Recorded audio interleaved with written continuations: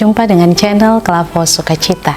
Di hari ini kebenaran firman terbaca di dalam kitab Kidung Agung pasal 7 ayat 9 dan ayatnya yang ke-10. Sebelum kita membaca, mendengar, dan merenungkan firman, mari kita berdoa. Ya Tuhan, kami akan membaca, mendengar, dan merenungkan firman-Mu. Kami percaya kuasa Roh Kudus menuntun kami, akal budi pendengaran dan perhatian kami untuk menyingkapkan kebenaran firman di hari ini. Amin. Sekali lagi, Kidung Agung pasal 7 ayat 9 dan ayat yang ke-10. Kata-katamu manis bagaikan anggur.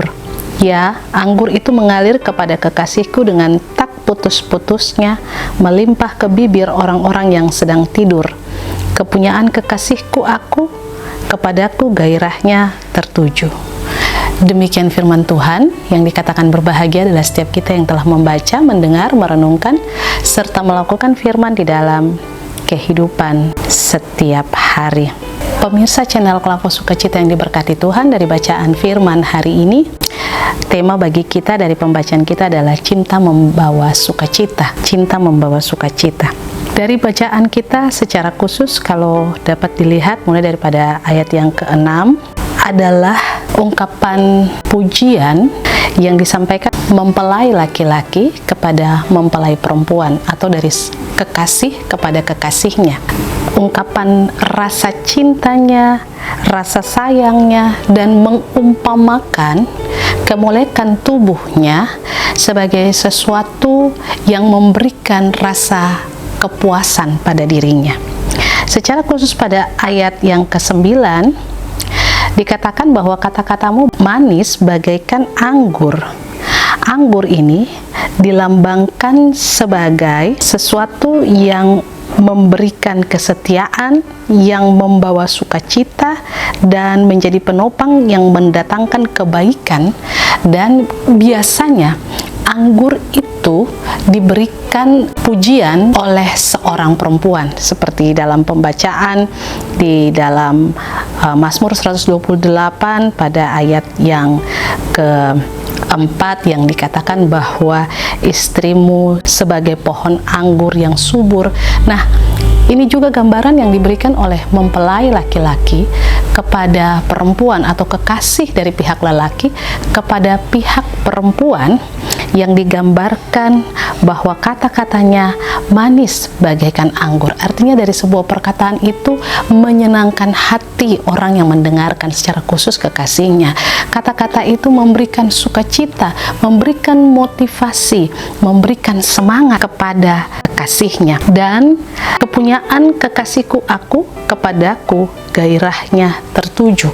Di sini mau menggambarkan bahwa hubungan yang terjadi antara sepasang kekasih ini itu begitu kuat. Satu dengan yang lain saling memiliki, ada kesetiaan, ada sikap saling menghargai, menghormati, saling menerima sepasang kekasih ini satu dengan yang lain. Pemirsa channel Klavo Sukacita yang diberkati Tuhan, gambaran yang disampaikan dalam Kidung Agung pasal 7 ayat 9 dan 10 ini menggambarkan sebuah hubungan bukan saja antara laki-laki dan perempuan, tetapi antara Allah dan umatnya.